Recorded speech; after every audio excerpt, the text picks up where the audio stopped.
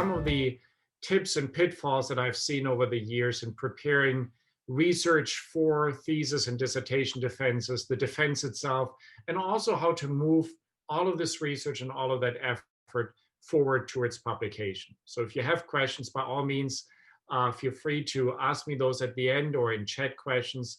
And if you have any follow-up questions, my email is here and it will also be on the last slide. All right, so let's get started. I broke down the presentation into 3 parts: dissertation, defense, and publication. And you will see this hourglass a few times because it's my way to graphically remind myself how we need to structure our research and our dissemination. So let's start. There we go.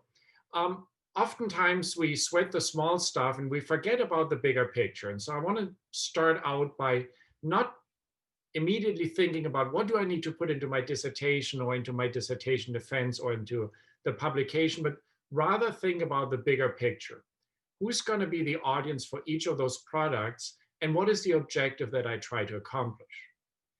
Anytime you prepare any scientific work for dissemination, whether it's through a publication or a seminar or a defense, you always need to ask yourself, who is the critical audience? And you also need to ask yourself, what are the objectives that make me engage in this process?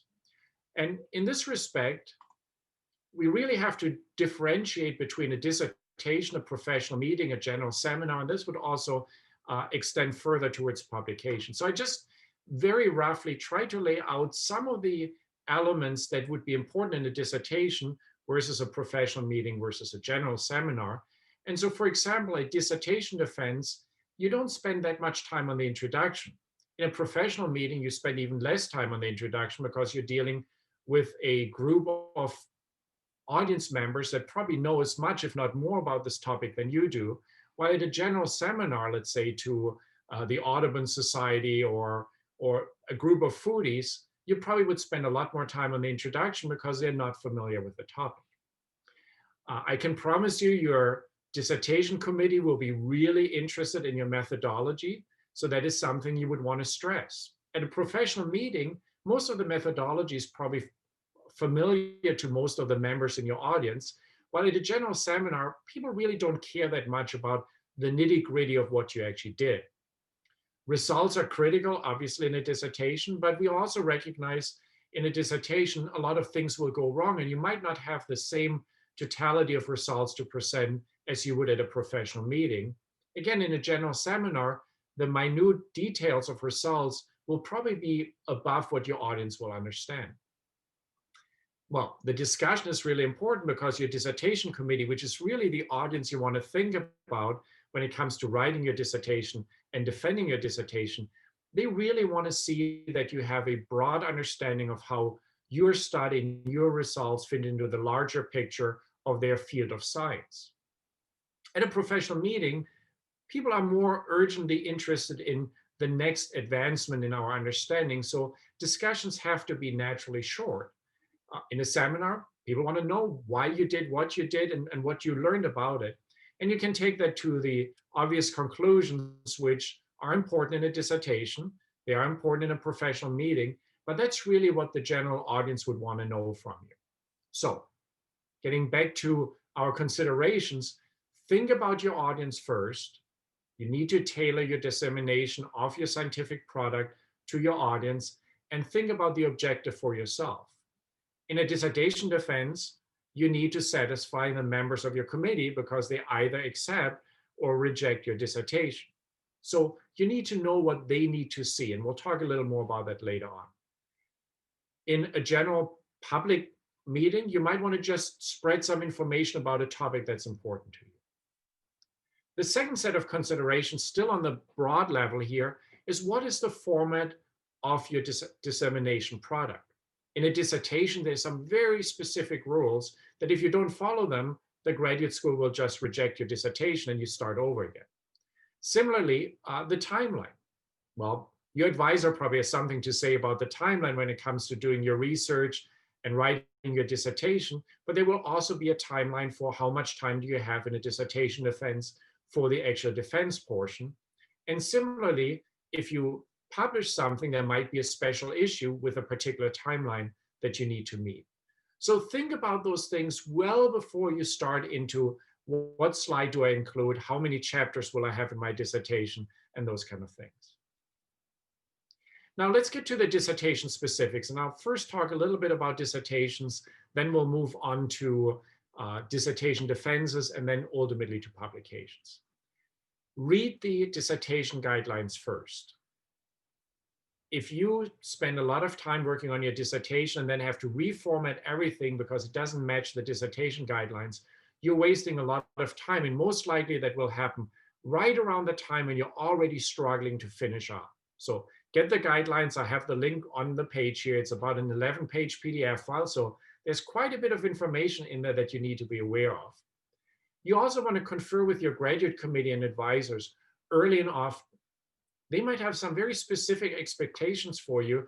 And again, if you submit a dissertation to them that doesn't match those expectations, you're going to spend a lot of time rewriting at a time when you're probably hard pressed for time. Most theses and most dissertations will consist of multiple chapters.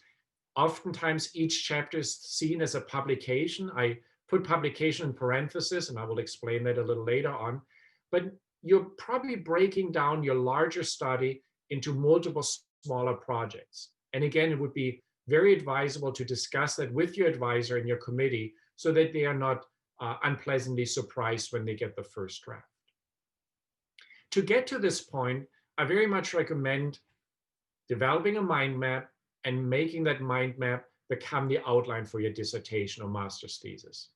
Now, this is a little bit like saying, start early with your studies. Yes, we say that nobody ever does it, but maybe this time around, a few of you will heed that advice. So if you're not familiar with a mind map, it's a very basic concept. You spend some time brainstorming about the research you're doing and what are all the subtopics that relate to it. And of course, each subtopic will probably have some related ideas or subtopics that relate to it. And so you're just starting out by developing this broad visual map of your project. It actually works really well to do that on a weekend, or nowadays the university is pretty empty, in an empty seminar room with a big whiteboard. Just start writing things down, maybe use sticky notes so you can move them back and forth, and start just outlining what are all the aspects of your project. Once you have that, you can then convert the mind map into an outline. And so again, we see here a central topic that is probably what is central to your dissertation and will probably be reflected in the title of your dissertation as well. And under that, you have multiple subtopics. In this case, there are 6 listed here. I just took the first one. This might be chapter 1. Again, you can organize things if you use sticky notes, and you might find a good natural order to things. And then chapter 1 will have an introduction. Again, remember, most chapters in a dissertation resemble small publications in one way or another. So you will have to have an introduction that may lay out the ideas that belong to your subtopic 1, and the methodologies and the results and the discussion. And then you move on to subtopic B or subtopic 2, and you go through this process, you develop your outline. And it does a couple of things for you. First of all, it helps you to better comprehend the totality of your project. You don't want to end up forgetting about a critical aspect and then being called back by a dissertation committee. Wait a minute, you never talked about this. Secondly, it allows you to organize your thoughts a little more, and it provides an easy entry point towards the writing of your dissertation. You're not starting out with a ream of paper or a blank Word document and say, okay, now I have to write 100-some page dissertation. You actually have already an outline, and you can start at a place that might be easier for you to access rather than the first introduction. We'll get back to that idea in a little bit. So then you need to organize your opus magnus, your big work, your monograph that will become your dissertation or your master's thesis. And if we again think about each chapter as being almost like a freestanding publication, we want to organize this freestanding publication. We want to do that in the larger context of the mind map and our greater outline. So the chapter will have a title, and that should somewhat relate to the central topic. And then usually, and I would encourage you, read a couple of papers and think about them from a stylistic perspective rather than from their content, they usually start out with an introduction. Most papers have an introduction, materials and methods, results, discussions, and conclusions. You're all familiar with that. But look at the first paragraph of the introduction. It is often really, really broad. So broad, in fact, that many introductions don't have any references in the first paragraph because they are self-explanatory, self-evident types of information that just set the stage for your work. As you then move through the introduction, it should be somewhat of a funnel, and that funnel should get narrower as you're outlining the particular objective, the goal of your study, which will ultimately define how broad that particular chapter is. So if the first sentence is about the increasing world population and the effects of that on water quality, the second paragraph may be more specific about a region of the world that you're going to study in that particular manuscript. The third paragraph might be about the approaches you're going to use to do that. And then the fourth or fifth paragraph might very narrowly define your hypothesis or your objective or the goals of this particular publication, in your case, chapter. Once you have funneled down or narrowed down from this very broad topic in which you're working to your specific study, you now want to keep that extent very much in a straight line all the way through your materials and methods and results. Because your materials and methods and results should directly follow the objective or the goal or the hypothesis that you set out in that last paragraph of your introduction. It shouldn't be any wider, it shouldn't be any narrower. If you had 3 objectives that had to do with 3 things you're going to measure, those 3 things should be in the materials and methods, not 4, not 2. Your results should have results for the 3 things you measure. So you want this very precise funneling down of your introduction to define your manuscript and then follow that through with a materials and methods section and results section that is internally consistent with that introduction. As you're moving into the discussion, now you're starting to broaden out again, hence that hourglass shape. You probably start out in the first paragraph of the discussion to maybe restate the objective or the topic of your study, and maybe even in very broad strokes, restate the results that you found. And now over the next couple of paragraphs, you're starting to broaden out. First, you explain each result and put it into the context of the existing literature. And then you're taking multiple topics and broaden them out till ultimately you end up at the end of your discussion with a equally broad statement that mirrors the one that started the introduction.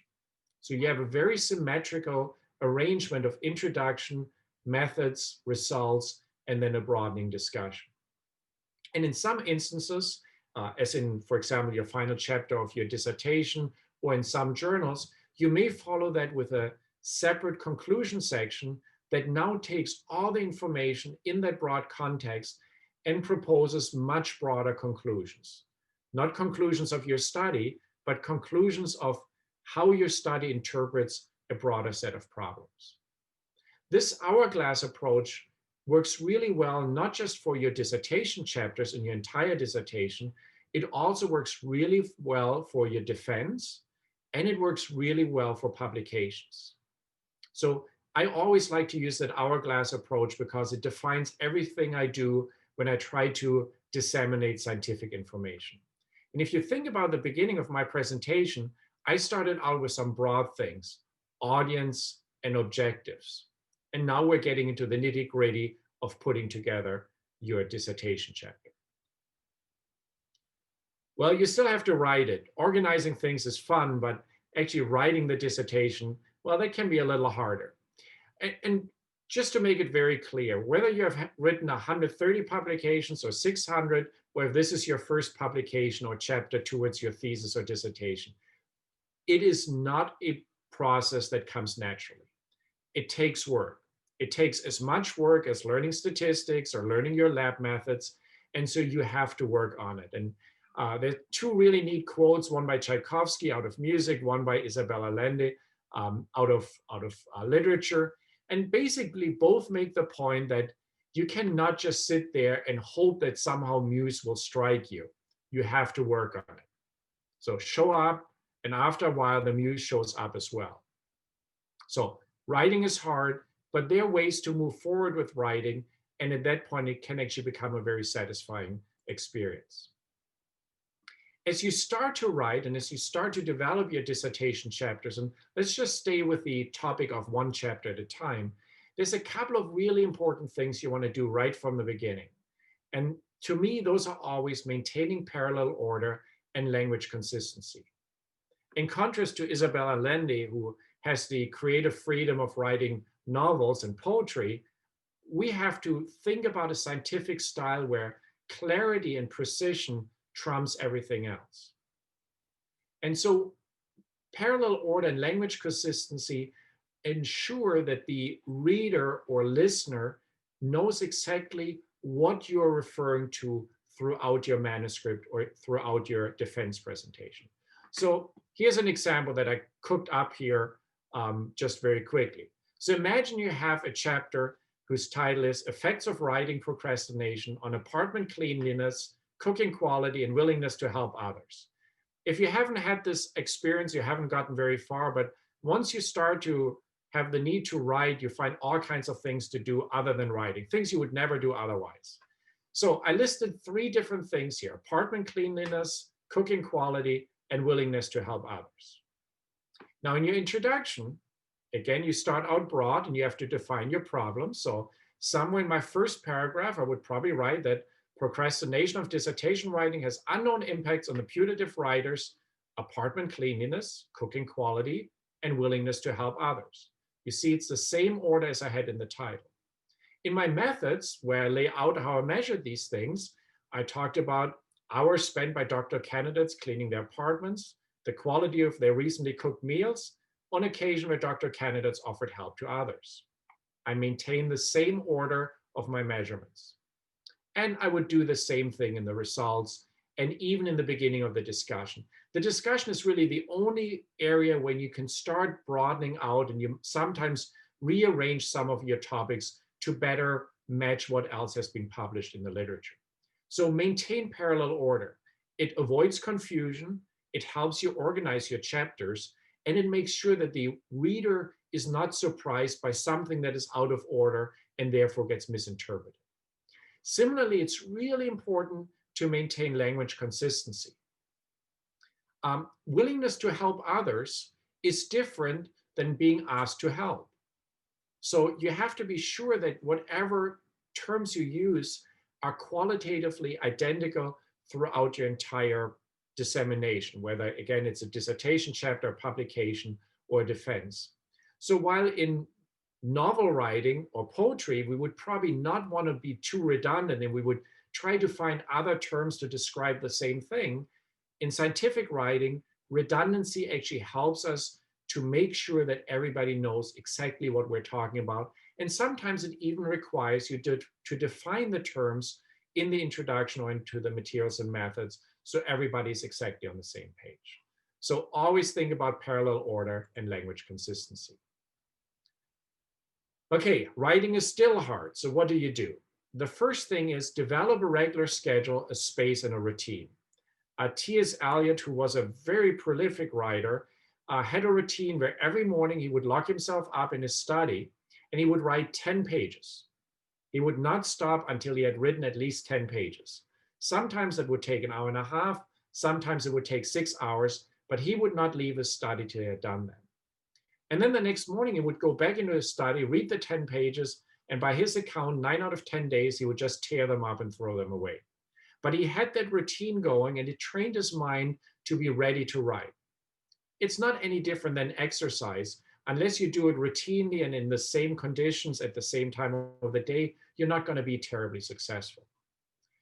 As I mentioned already, use your mind map and your outline to find easy entry points into your writing. You don't write a manuscript or a dissertation or even a dissertation chapter starting with the first word on page 1. More likely you start somewhere where it's easy to start with. By the time you work on your dissertation, you probably have already worked out all your methods. You hopefully have standard operating procedures in place. Translate those into your methodology. It's really easy writing. If you have a methodology that's established in the lab, Just write it up for that one paragraph that needs to go into your dissertation chapter, and then do the next. Remember that parallel order. Pretty quickly, you have built up your methods. And then maybe you should have results by that point too. Do the same with the results. So don't sit in front of a blank document and say, I need to write a dissertation, line 1. Find those easy entry points. And then there are going to be days, and I'm sure T.S. Eliot had those days as well, where he just couldn't write his 10 pages. Have a list ready, work on that list throughout, where you just jot down other things you need to do. Mundane tasks that really don't take any brain, mundane tasks that you really don't have an excuse not to do. Organize your references.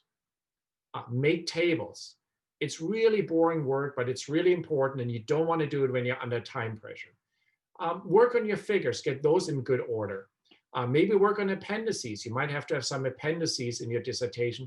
Get those put together. Those might be your SOPs or something of that sort.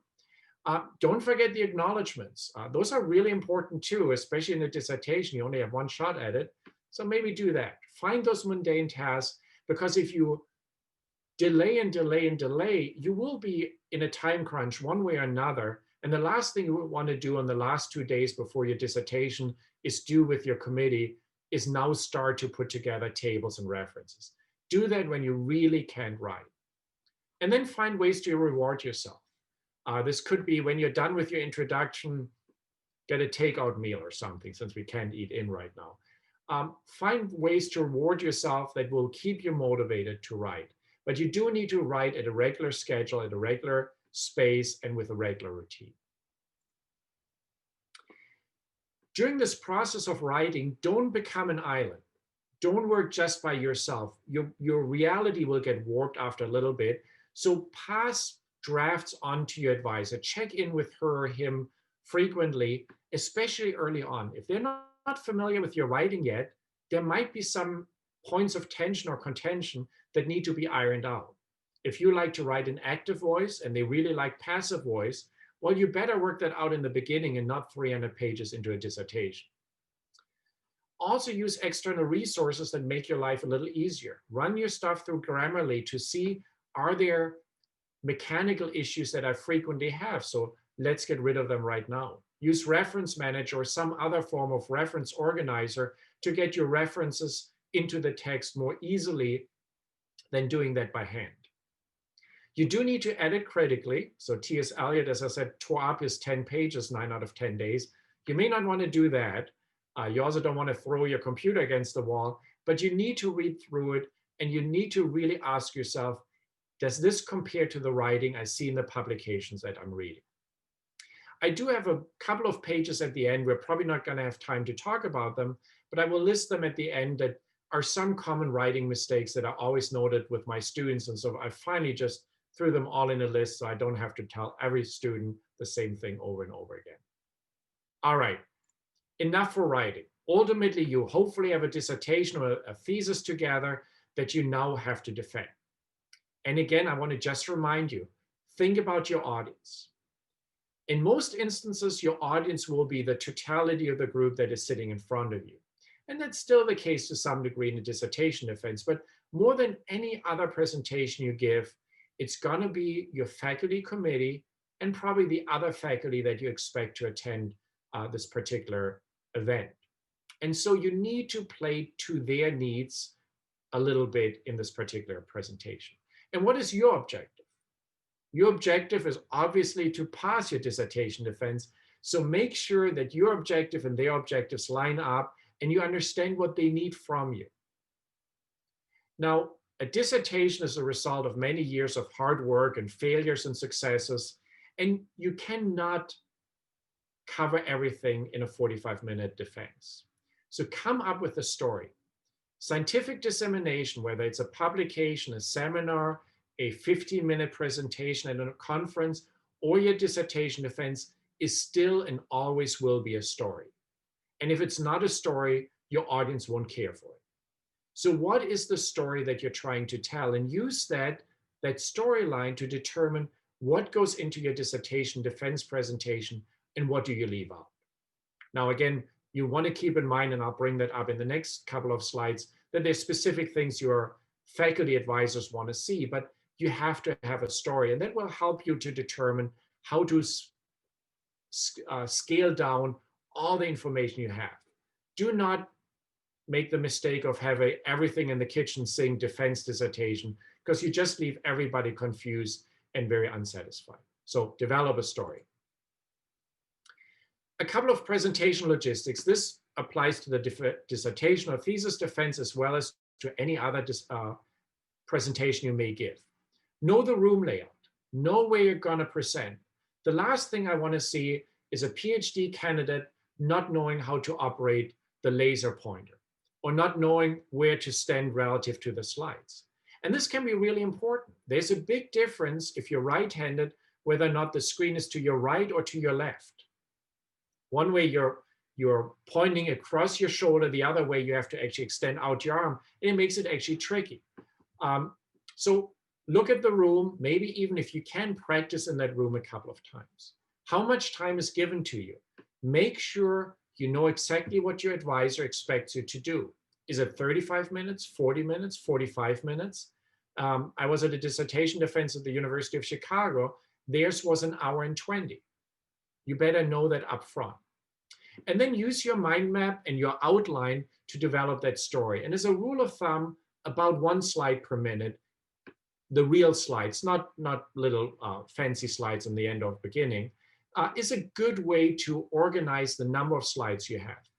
And then balance your presentation. So let's imagine we have a 45-minute dissertation defense that should be about 45 slides.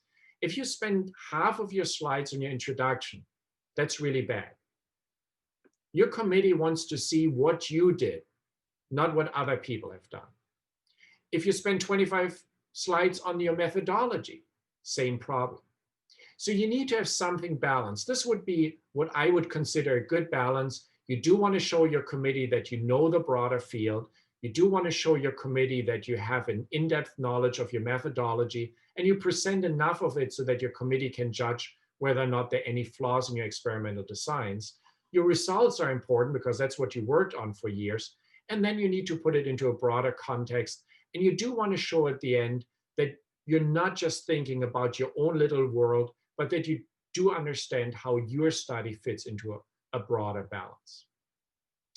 Now, again, 1 minute per slide, you also want to make sure that that is about the pace that you're using as you're going through your presentation.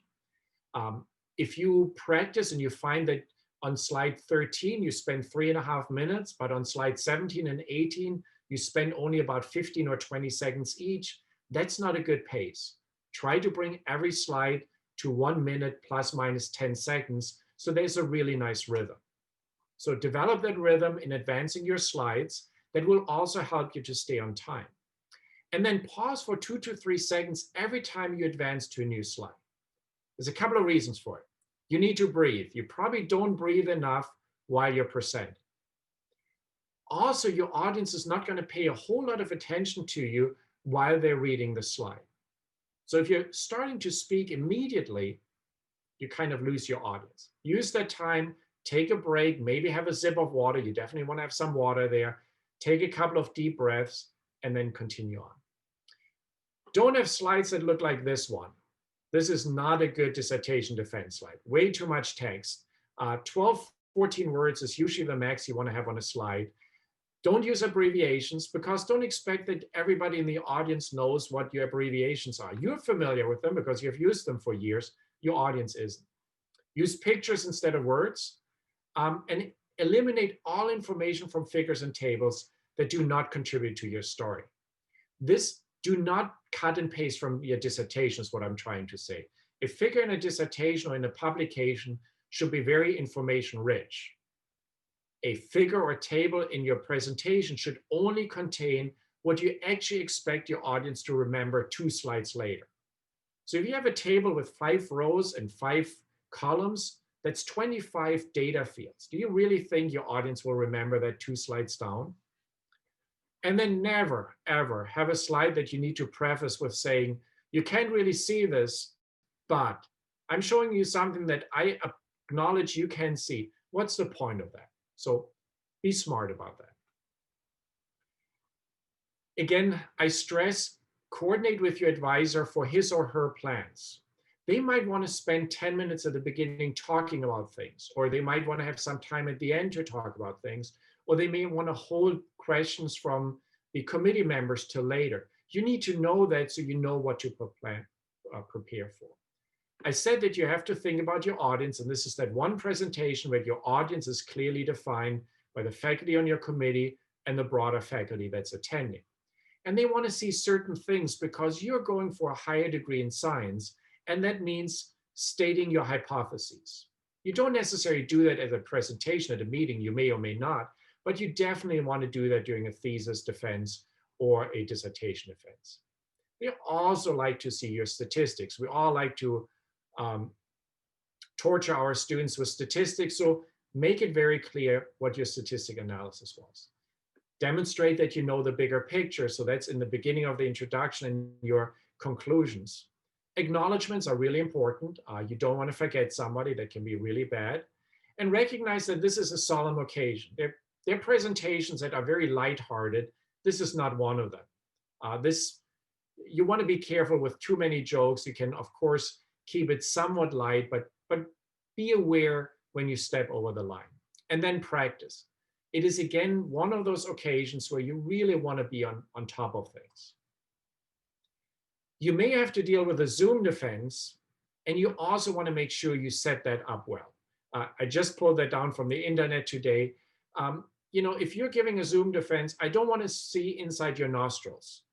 Set up your camera, your computer in such a way that I get a nice frontal shot of you, and make sure that we don't have a window or light behind it that completely bleaches out the entire picture. So you can really see the difference here in the quality of the presentation. So if you have to give a Zoom defense, try to set up a space for that meeting that works really well for you. All right, so finally the big day has arrived. You have practiced, you're ready, your committee is there, you know what to expect. Eat something. Do not go into a dissertation defense without eating something. Most of us seldom give 45-minute or longer presentations by the time your whole committee is done. So if you don't eat something, there's always a chance to pass out. And I've seen that twice, and it just doesn't do very well in the dissertation defense if you suddenly lay down on the ground. Set up early. There might be things in this room, somebody just used the room before and they messed everything up that you thought was all set up during your practice. So give yourself time.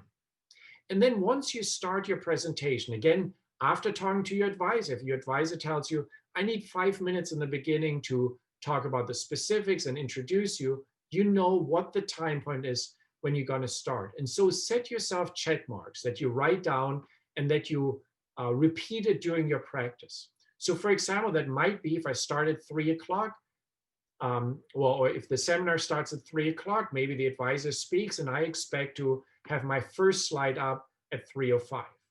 That means by 3:15, I plan to be on my first method slide. And when my first method slide comes up, I now have that reflex to look at the clock and I say, okay, I'm good in time, or, ooh, it's already 3:18, I better move a little bit more quickly.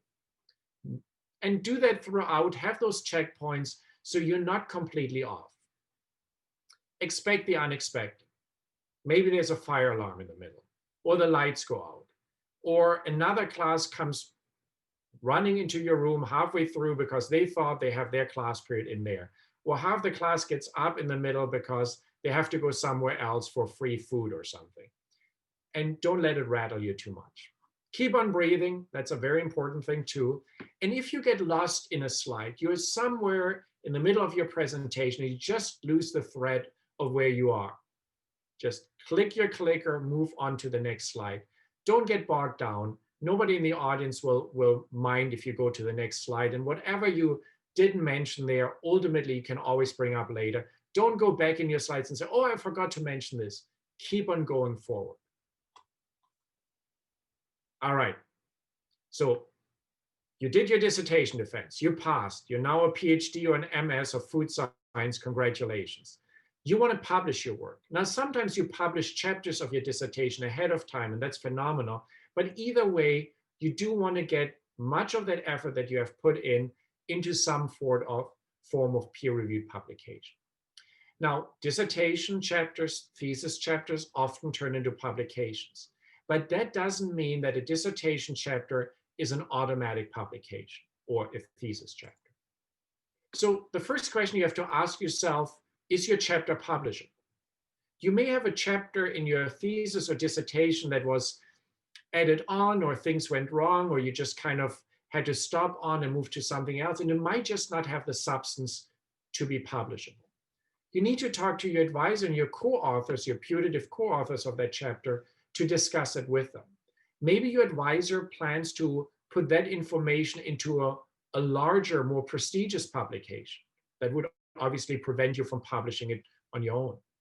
Is the subject worthwhile publishing? Is it novel enough? Is there enough relevance? Is there enough scientific rigor? Maybe this was a chapter that was the result of some preliminary work. It was still of relevance to your dissertation, you put it in there, but it might not have the sample size and the scientific rigor to really stand as a publication.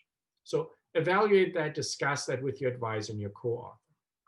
And then you need to determine, if you think it is publishable, what journal should you go for? And the way to find that out is, first of all, to look at the scope which every journal publishes, usually on the front of their webpage. So you look for the journal scope. You also want to look for the guide for authors, which every journal publishes, that gives you more information about what they publish and what they don't publish. And then you need to determine, am I going to go with a society journal, like, for example, the Journal of Food Science, the IFT journal. Maybe I got a scholarship from them. That's a nice way to give back, is to publish in the journal of that society, Institute of Food Technology. Or do I want to go with a broader open access journal that maybe more people read, but that is not as specific as the Journal of Food Science or microbiology or whatever it may be? There are other things to consider.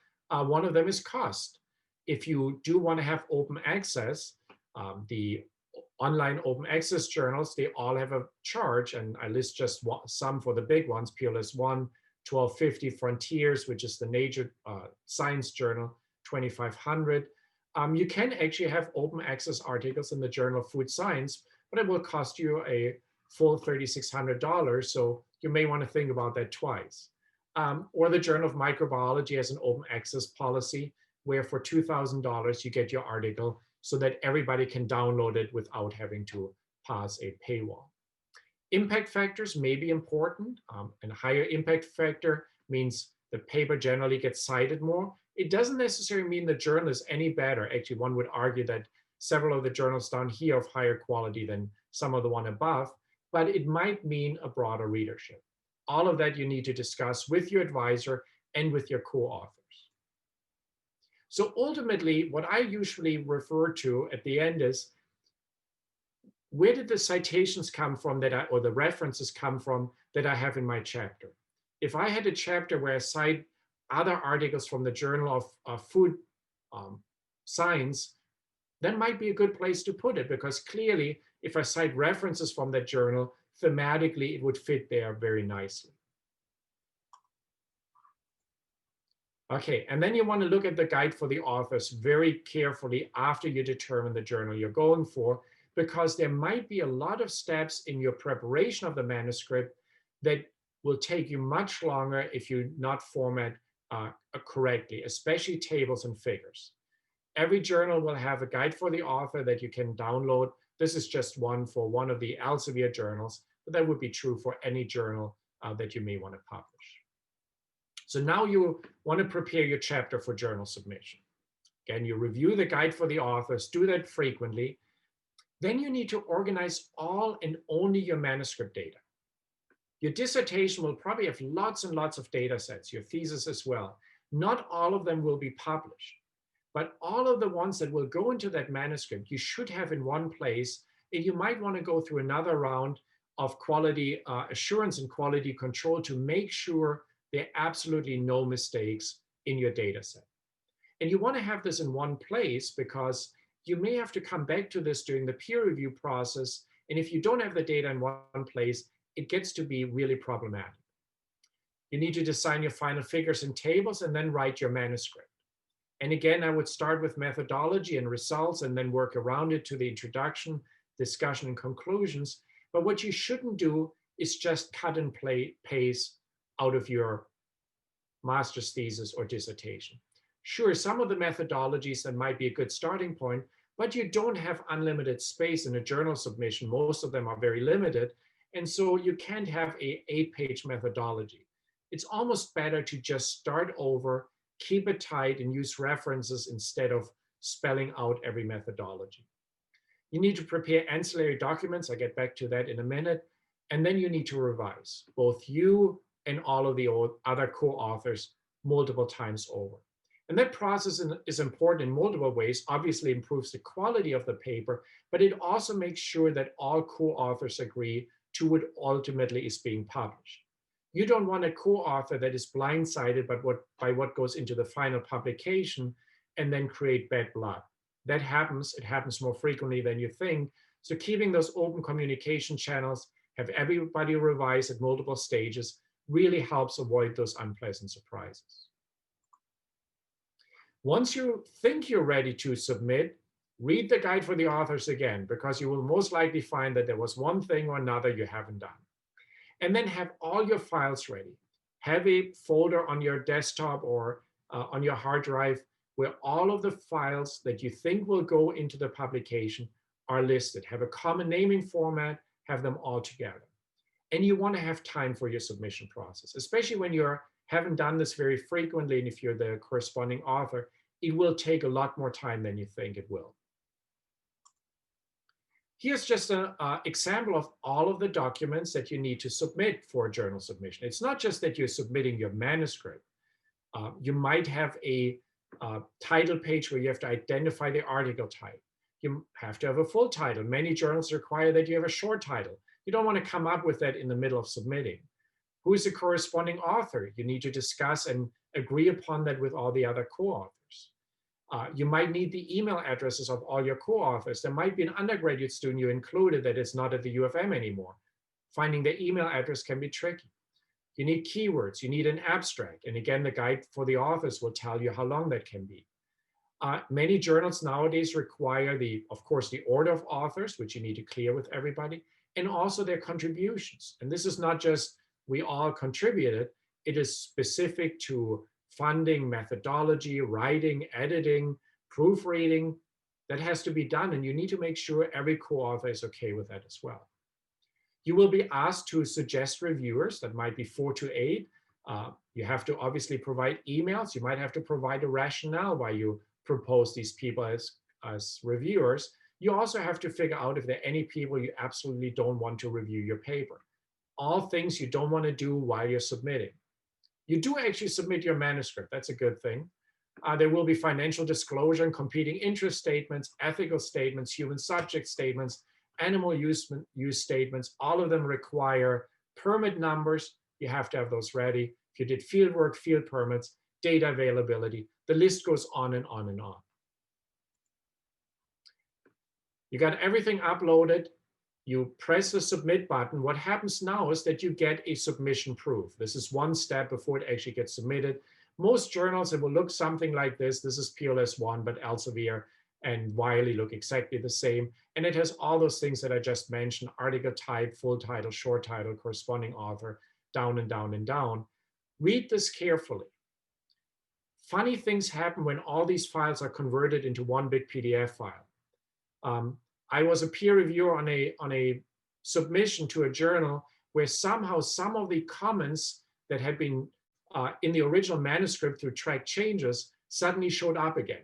So I could read the comments that authors had to each other. Now, there was nothing embarrassing in there, but you still don't want that. They clearly didn't look at that submission proof. When you think everything is ready, press submit.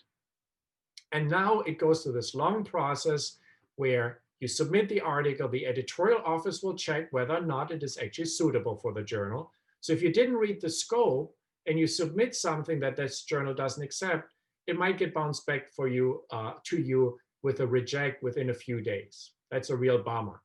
You wasted a lot of time. It also will get checked for all kinds of issues of copyrights, plagiarism, and that of course would lead to rejection as well. If all that is acceptable by the editor, it will go to review. It goes through peer review.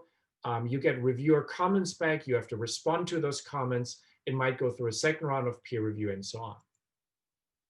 And that peer review process, and as I said, it starts out with really looking for ethical issues. And this is something I just received from Wiley the other day, because I'm on one of the journal boards, is these are the reasons. The bigger size means more likely rejected for that reason. Why Wiley rejects papers for misconduct.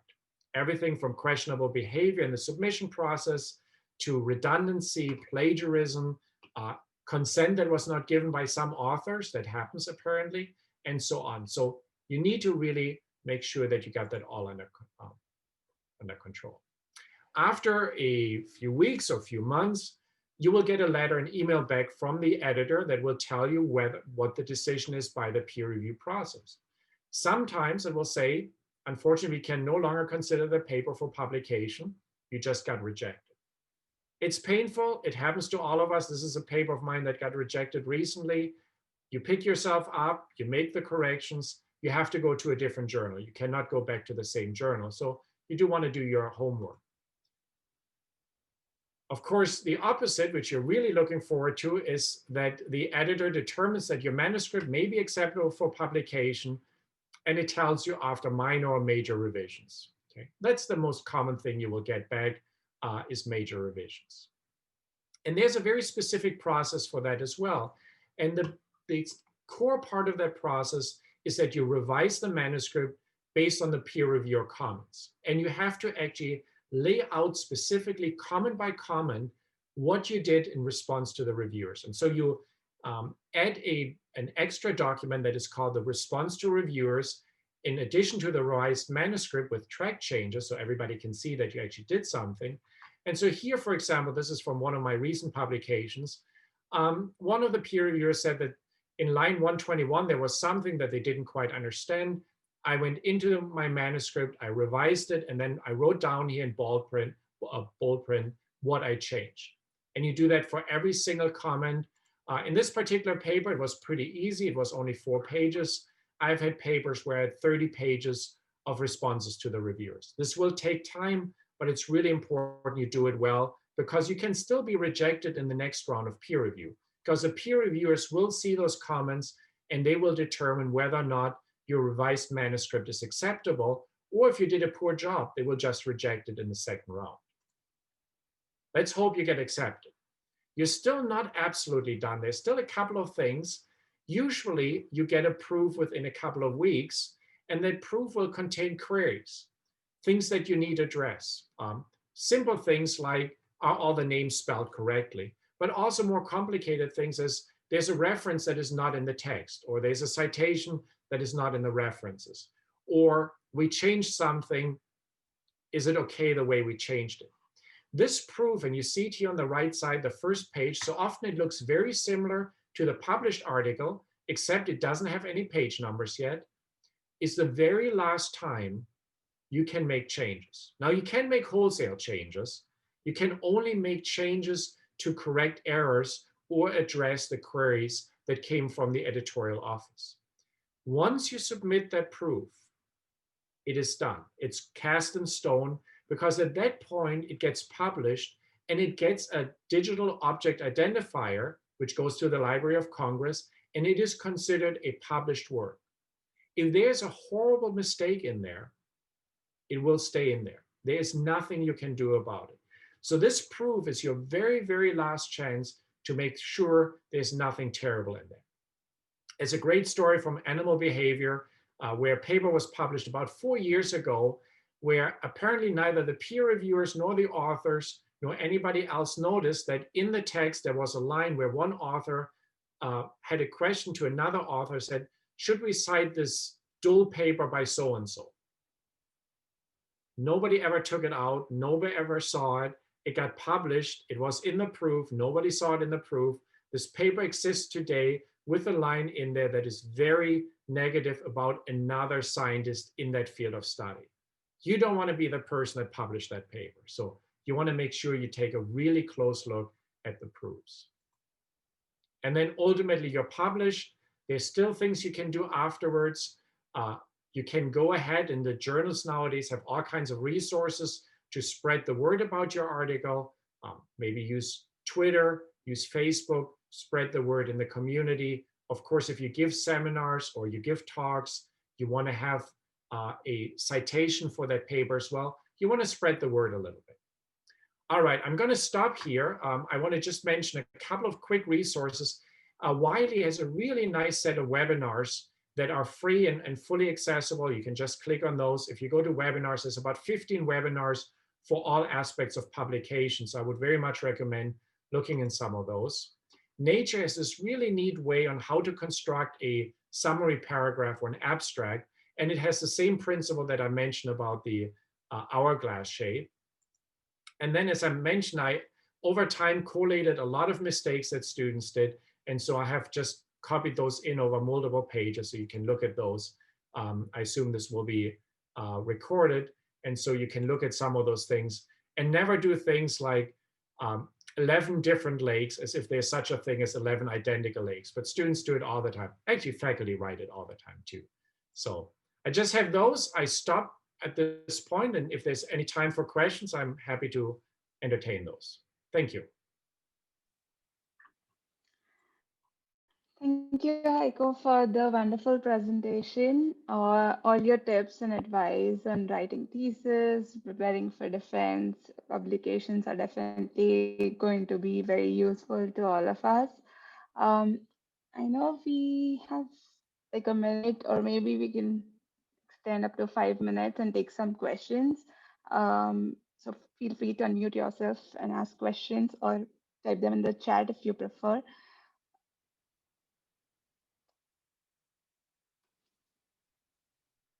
Okay, let me start with the question that I have here, but feel free to join in with your questions too. So, a very common question around this topic: when should one start writing their thesis? Any suggestions, advice on that, Heiko? I do. About the first day you become a graduate student. And what I mean by that is, in your first, in the early part of your graduate career, you probably work out your methodology, because you need to have methods in place before you can do your research. And you can actually take those methods and already write them up the way you envision them to go into your dissertation or into your master's thesis. Similarly, you probably have to do some sort of a prospectus or some sort of a presentation, maybe a paper, to your faculty committee where you propose your research. That's basically a literature review. It should very well become the foundation for the introduction to your master's thesis or to your dissertation. So you want to take those kind of writings that you're doing already and keep in mind that you're planning, that you have to write a thesis or dissertation, and already place them right into that context. And it saves you time later on, and it avoids having to look at that empty page, 6 months before you want to defend and say, oh my, now I have to do all of that. So use that early period when you have to write for other purposes to already develop some aspects of your thesis or dissertation. Right. Thank you.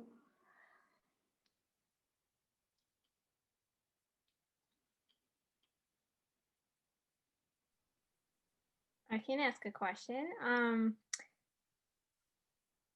Is there any suggestions to deal with the writer's block? Because I have faced it a lot, but I don't know what probably tips can I get from, like, what can be one of the things that we can go for?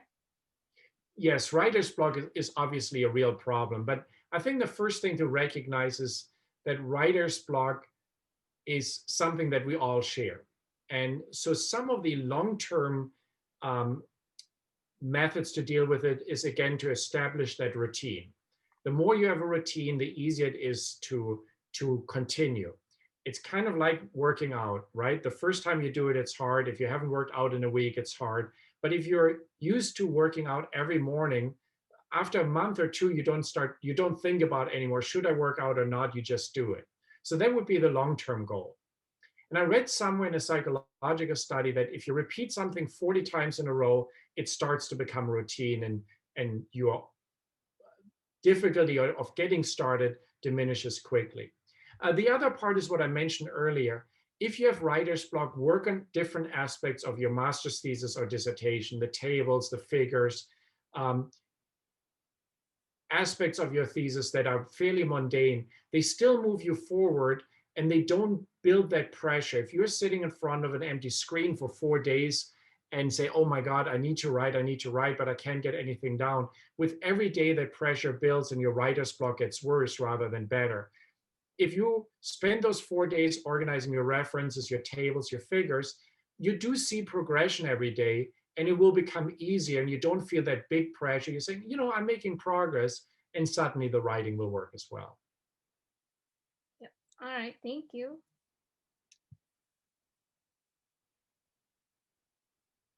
We have a couple of questions from the chat too. Radhika, do you want to go over that? Yeah, Heiko, we have a couple of questions in the chat, and I'm going to combine the two because they look similar to me. So the question goes, is there a hierarchy in the journals? Is peer review better than open access? And can you talk a little more about impact factor? Sure. Yes, there is a hierarchy to journals. There are clearly journals that are, for lack of better term, more prestigious than other ones. And sometimes the scope or the breadth of your own research will determine to what level of journal or where in that hierarchy you can go. Open access is not better than a journal that doesn't have open access. What it does is it makes it more likely that a broader readership will see your manuscript because they can access it without having to pay for the article, either through membership fees or through a university's subscription.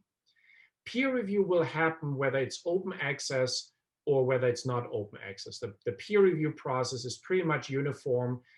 There are variations to how peer review works in different journals, but those are really more secondary. But if it's possible for you to find the funds for open access, it usually helps making the journal article more accessible to more people.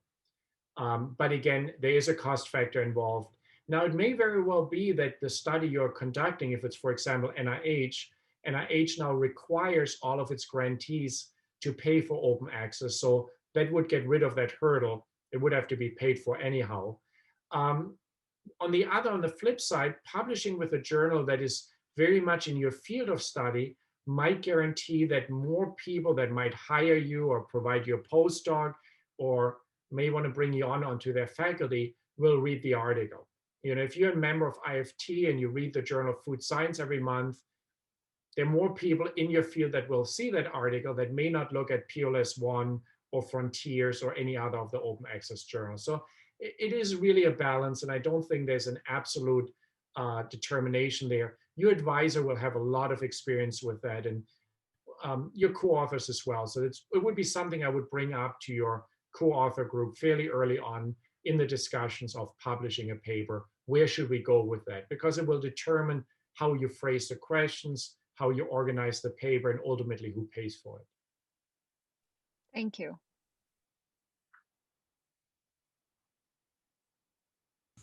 I have one question. So Yes. let's say you've been able to publish all your objectives in a journal, and then if you want to compile it for your thesis, can you just put it in directly, or you still have to make some additions or edit it some way, somehow? Generally, that's a very good question. Generally, there is quite a bit of need for editing because a journal is usually more specific in its scope than a broad dissertation or master's thesis. So a journal article has to be what I would call really tight. It has to have a really tight story.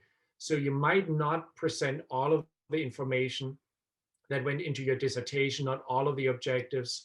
In a dissertation, you might have a lot of preliminary data and maybe some objectives just to do range finding or get you to the core of your question. You would want to eliminate all that for a publication because it needs to be a really focused article, much more so than a dissertation. So while your master's thesis or dissertation can be a nice start and have all the information in it, you have to be really critical, which is hard because you spend years working really hard on this research. And now you're saying, well, but I would like to put this into and this, but if it doesn't contribute to that really tight main story, it just can't go into that particular manuscript. Thank you. You're welcome. All right, I think we're beyond time, but I think once again, I want to thank you, Heiko, for the wonderful presentation. I think every one of us had a glimpse of the most important tips needed for a dissertation, defense, or for thesis. I think, and it was really helpful for us. Thank you for doing it. And also would like to thank everyone who could make it today for the webinar. We have more coming up, so we'll be happy to host more. And if you have any questions or doubts, feel free to email us. We could see your emails on the screen, I guess. So hopefully we'll all meet again. And once again, thank you. Thank you. Have a good evening. Yep. Thank you. You too. Thank Thank you. you. Too.